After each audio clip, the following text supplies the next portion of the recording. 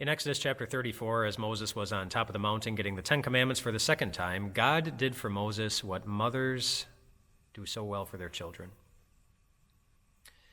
He was on the mountain for 40 days and 40 nights with the Lord. That's what it says.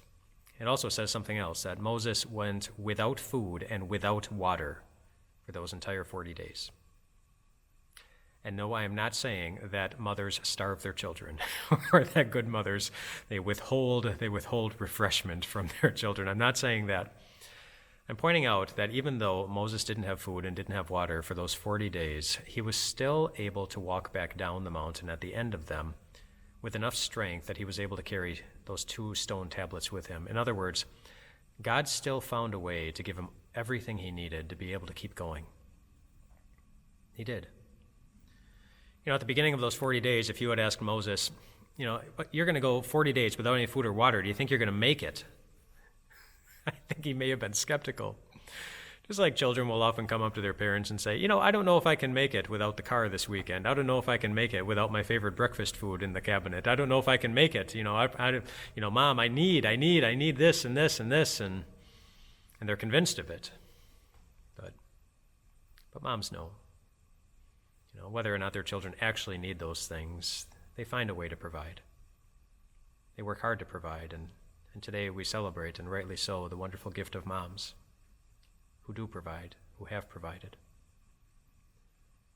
I want to wish a happy Mother's Day to my mom, and to my wife, and to my mother-in-law, each of whom, in their very unique and wonderful ways, have shown me the heart of God, and have shown it to my children too. Thank you for being everything God has called you to be, for being that so consistently. And thank you to all the moms who have done that very same thing. Whether or not you're a mom, though today you might kind of feel like Moses did on that mountain. You might feel like something that you're used to is missing. In fact, this year, at least in my life, the list of people that I know personally who are going through their first Mother's Day without their mom here, well, that's longer than I ever remember it being. Something important is missing.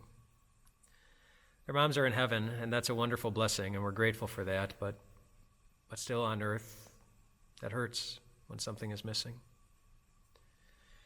And whether or not that's the case for you, other good things, of course, might be missing too. For some of you, you're missing your job.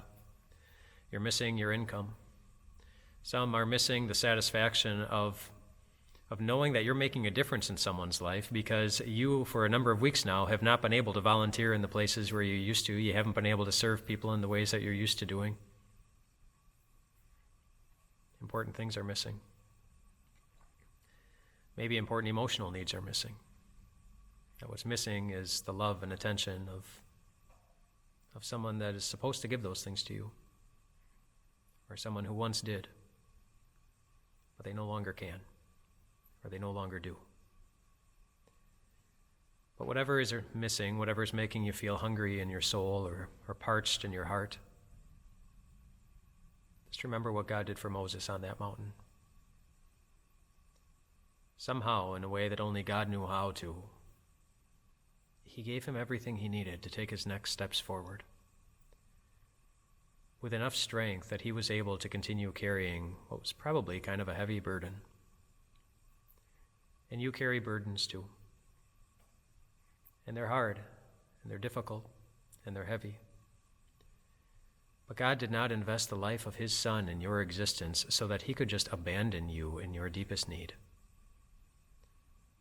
He invested the life of his Son in your existence so that you could know that God is with you every step of the way,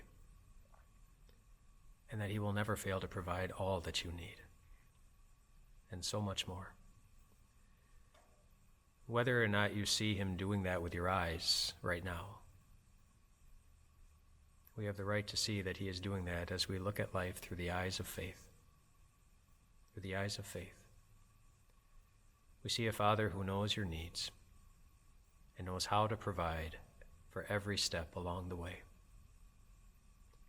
Rest well tonight, my friends. Your Father loves you. He knows you. And he knows how to provide for all of his children.